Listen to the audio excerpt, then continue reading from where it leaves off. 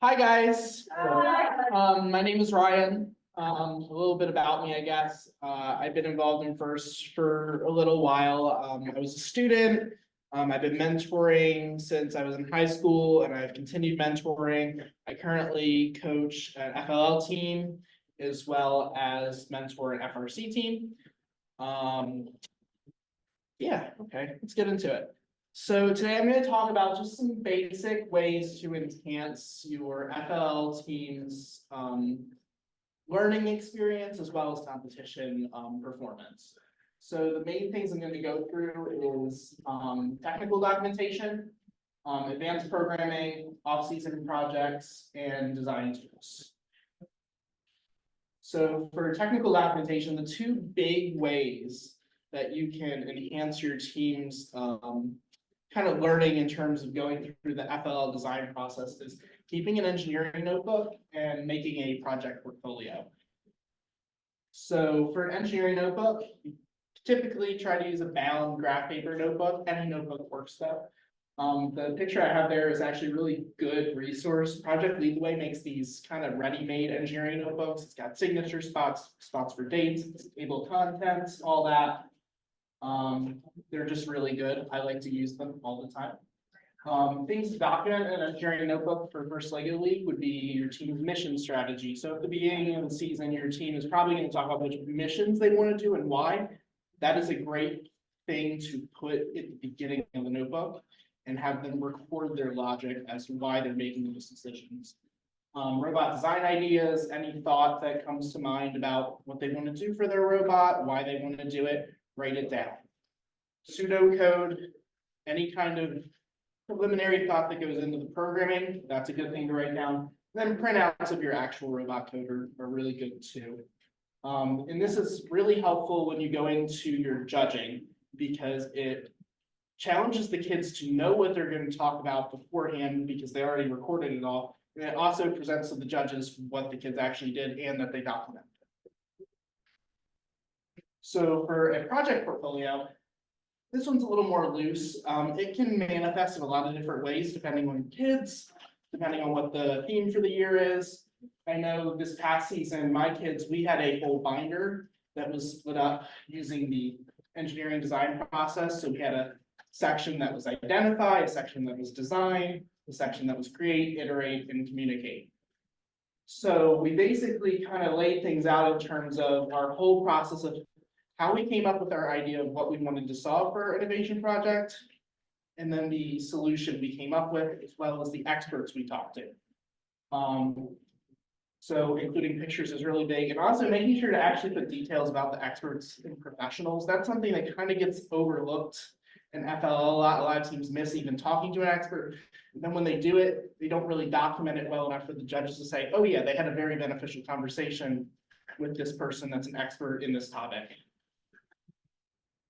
So for programming, obviously Python's the big one for the Spike Prime Lego Robotics kit. When I was getting the season this past year, I had actually never done Python with an FLL team before, but I wanted to do it this year because I felt it was very important. And I'm not very code oriented. So I talked to my mom, who is a software engineer, and I asked her, like, what do you think is a good approach for teaching a, what I called at the time, a real programming language, to kids that maybe won't engage with it that much? Like, how do you get them to engage? And well, her thought was, I'm going to tell the little story she gave me. When she was a kid, she messed with the Atari 800. I don't know, some of you in the room might get this. I didn't. But what she said was they gave an instruction book of the code for different, I guess, games you could put into like a personal computer at the time, and you could see what the output was. And that's how she started having an interest in programming, because it was cool to put in this code and then see it do something. So that kind of began my search online, like, what's something that I could show the kids to get them to have that kind of same response? And I found this really great thing called Code in Place. It's by Stanford University. QR code goes to the website. It basically is that you input the code and it does something, and then the kids get to do it repetitively. It kind of works like Duolingo, if you're familiar with that. Yep. It gives you some images, something to do, and then you try to guess what you're doing, and then it repeats and you learn it. So another big one that I really love is utilizing off-season projects.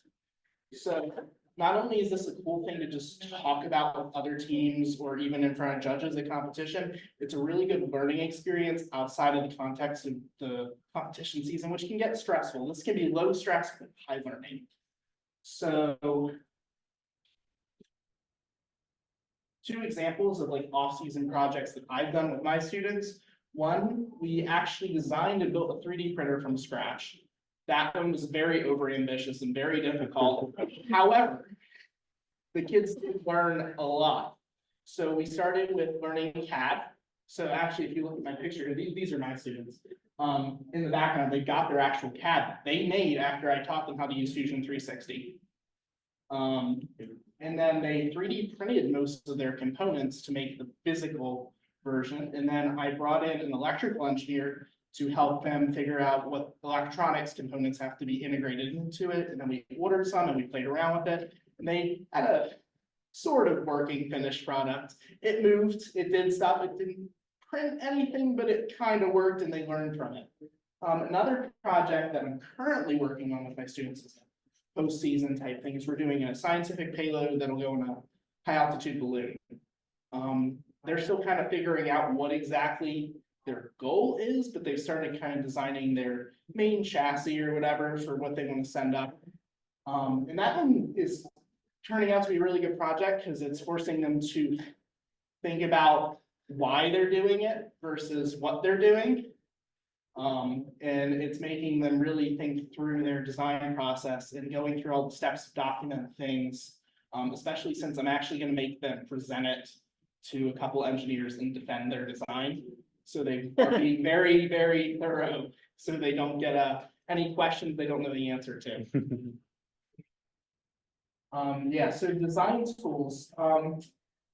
Two big things that I wanted to make sure I taught my students because I felt it would enhance their, not only their learning, but also the outcome of their competition season was computer-aided design and then using microcontrollers or microprocessors.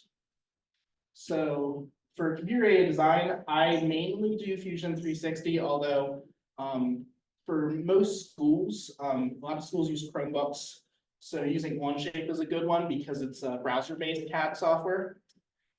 That image is a CAD of one of my students made for our competition season. So their problem dealt with, I don't even remember, had something to do with construction.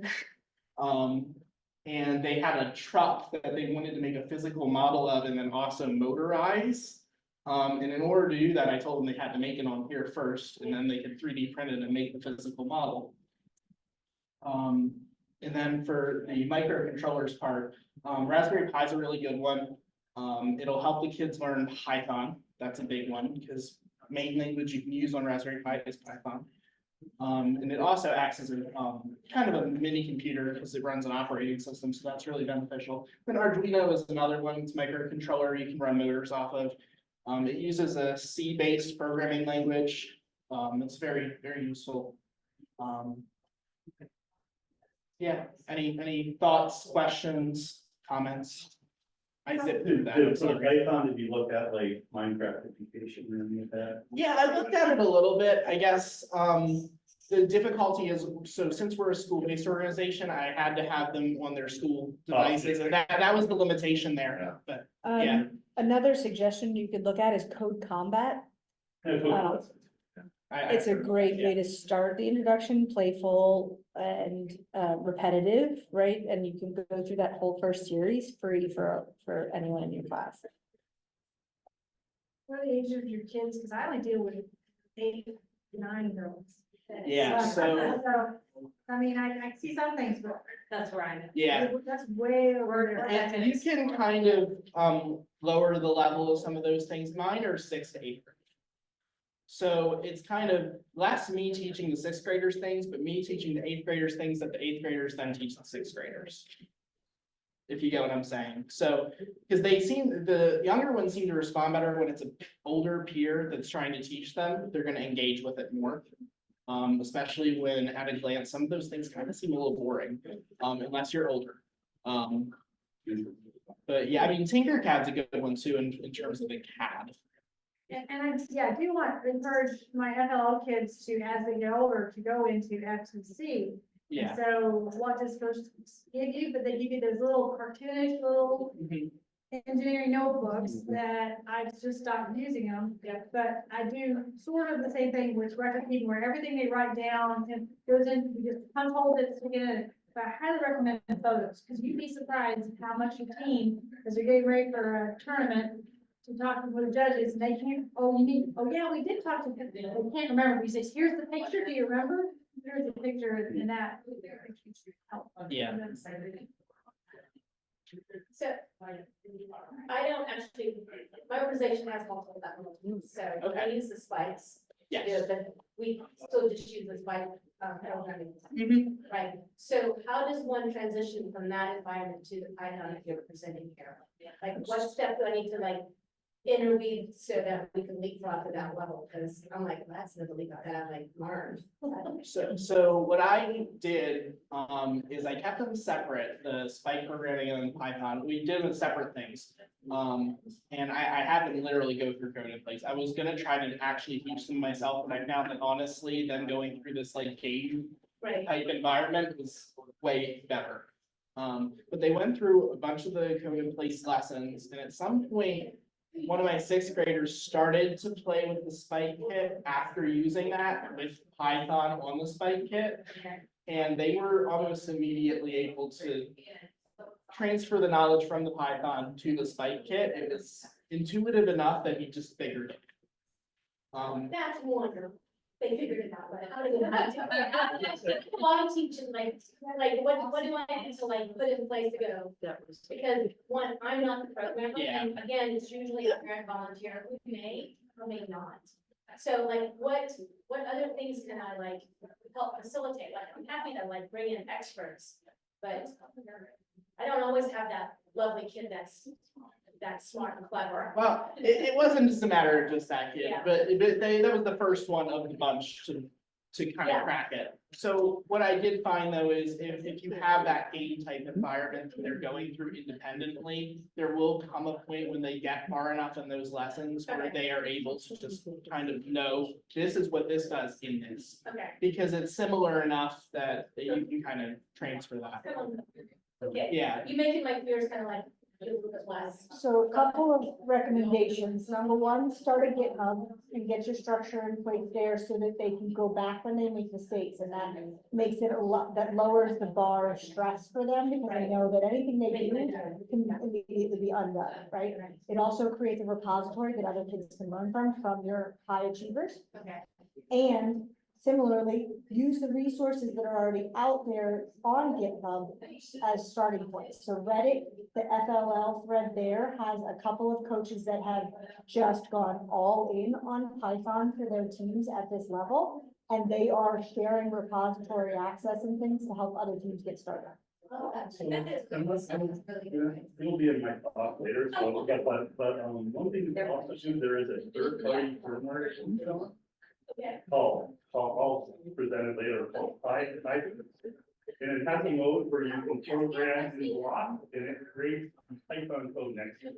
Okay. And that's really useful because if your kids going to block, they can do block, if they want to do Python, they can do Python, and they live together. That's wonderful, because I've been watching all the threads and I've been researching on The GitHub advice is awesome.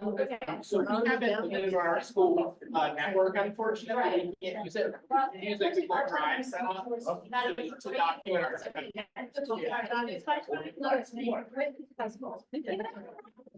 It's